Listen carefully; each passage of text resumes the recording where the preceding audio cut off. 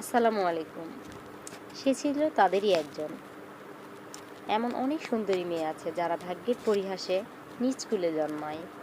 তাদের টাকা বা উপযুক্ত যৌতুক দেওয়ার ক্ষমতা না থাকায় এমন কোনো ধনী লোকের সঙ্গে যোগাযোগ হবার কোনো আশা থাকে না, যারা তাদের প্রেমে পড়বে এবং তাদের বিয়ে করবে। সে ছিল সেই সব মেয়েদেরই একজন। তারা তাকে শেষ পর্যন্ত লোকশিক্ষা দপ্তরের একজন ছোট কেরানিকে বিয়ে করতে প্রায় বাধ্যই হতে হয়েছিল। সে খুব সাদাসিধে পোশাক পরত, কান স্পষ্ট।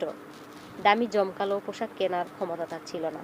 বিয়েটা তার সমানে সমানে হয়নি, এ কথা ভেবে সে মনোকষ্ট পেত সব সময়। মেয়েরা সাধারণত বর্ণ, শ্রেণী বা বংশমর্যাদাকে খুব একটা গুরুত্ব দেয় না। তারা দেহগত সৌন্দর্য আর সুষমাকে তার বংশমর্যাদার চেয়ে দাম দেয় বেশি। তারা মনে করে সহজাত সৌন্দর্য চেতনা, মার্জিত রুচিবোধ ও সহনশীলতা অভিজাত্য লাভের পক্ষে খুবই গুরুত্বপূর্ণ, এবং এই সব গুণ যেসব মেয়ের আছে তাদেরকেই তারা অভিজাত সমাজের নামকরা মেয়েদের সমপর্যায়ভুক্ত হিসেবে দেখে। ভোগবিলাসের উপর মেয়েটির যে একটা সহজাত অধিকার আছে, এ বিষয়ে একটা দৃঢ় প্রত্যয় ছিল তার মনে। আর এই প্রত্যয়ের জন্য সবসময় অসন্তোষ জনিত একটা তীব্র ক্ষোভ অনুভব করত সে। তার বাড়ির চারিদিকে সামাজিক পরিবেশের জন্য অস্বাচ্ছন্দ্য অনুভব করত সে। তার ঘরের ময়লা দেয়াল, পুরনো আসবাবপত্র, কম দামি বিছানা, এসব কিছু দেখে সে মনে মনে কষ্ট পেত। সংসার জীবনের যেসব অভাব দৈন্য আর ছোটোখাটো অজস্র খুঁটিনাটির কথা তার মতো মধ্যবিত্ত ঘরের মেয়েরা সাধারণত ভাবেই না, সে সেসব কথা ভেবে ভেবে অযথা একটা মানসিক যন্ত্রণায় ভুগত আর ভেতরে ভেতরে দারুণ রেগে যেত। তার বাড়ির একমাত্র ঝি ব্রেতোকে দেখে তার মনে অনেক অস্পষ্ট কামনা বাসনা জাগত।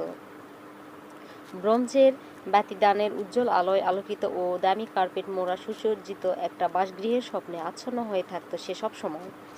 সে ঘরের টেবিলে থাকবে অমূল্য সব অলংকারপত্র, আর সে ভাবত সেই সব সুসজ্জিত প্রশস্ত ঘরের ভেতরের থাকবে ছোট ছোট নিরালা কোণ, যেখানে সে সেজেগুজে রোজ সন্ধেয় বসে বসে তার অন্তরঙ্গ বন্ধুদের সঙ্গে গল্প করবে।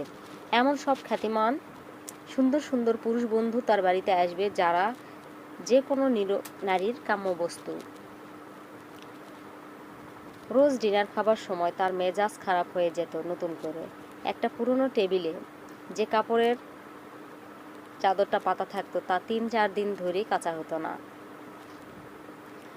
তার স্বামী বসত টেবিলটার উল্টো দিকে, ঝোলের পাত্রের ঢাকনাটা খুলে রোজ সে মিথ্যে করে বলে উঠত, কি চমৎকার, এটা আমার খুবই প্রিয়। কিন্তু তার মন তখন কল্পনার পাখনার ভর করে উড়ে যেত সেই সব সুন্দর সুসজ্জিত খাবার ঘরে।